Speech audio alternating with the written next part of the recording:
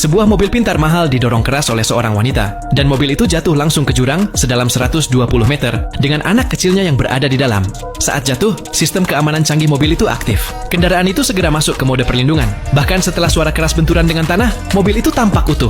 Wanita itu syok, tetapi dia mengambil langkah berbahaya ini hanya untuk menyelamatkan anaknya. Malam sebelumnya, mobil mengalami masalah, jadi dia turun untuk memeriksanya. Di dalam, anak itu secara tidak sengaja mengaktifkan sistem keamanan saat bermain dengan ponsel. Dalam sekejap mata, pintu terkunci dan sang ibu tertinggal di luar. Dia mencoba sekuat tenaga untuk membuka pintu dan memecahkan kaca, tetapi kaca mobil itu tidak pecah. Anak itu mulai menangis, dan ia tidak bisa berbuat apa-apa. Lelah, ia berbaring di atap mobil. Sinar matahari siang yang terik membangunkannya. Suhu di dalam mobil meningkat, dan anak itu menangis keras dengan wajah memerah. Ia mencoba meletakkan pakaian di atap untuk menahan sinar matahari, tetapi tidak berhasil.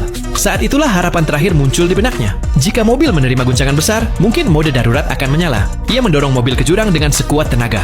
Sesampainya di bawah, ia melihat indikator bulat kecil berputar di dekat pintu. Ia segera menekannya, dan mobil masuk ke mode darurat. Pintu pun telah terbuka. Ia segera membawa anaknya keluar, tetapi anak itu tidak sadarkan diri. Sekarang, satu-satunya pilihan adalah membawanya ke rumah sakit segera. Ajaibnya, mobil itu sendiri masuk ke mode perbaikan dan hidup kembali dalam beberapa saat. Ia mengamankan anak itu di sabuk pengaman dan melajukan mobil dengan cepat. Tetapi masalahnya adalah bagaimana kembali ke atas dari jurang sedalam 120 meter.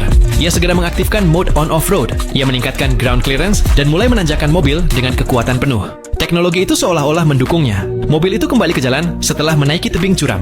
Ia membawa anaknya ke rumah sakit. Beberapa saat kemudian, anak itu membuka matanya. Air mata kebahagiaan mengalir dari mata wanita itu dan anaknya selamat. Nah, cukup.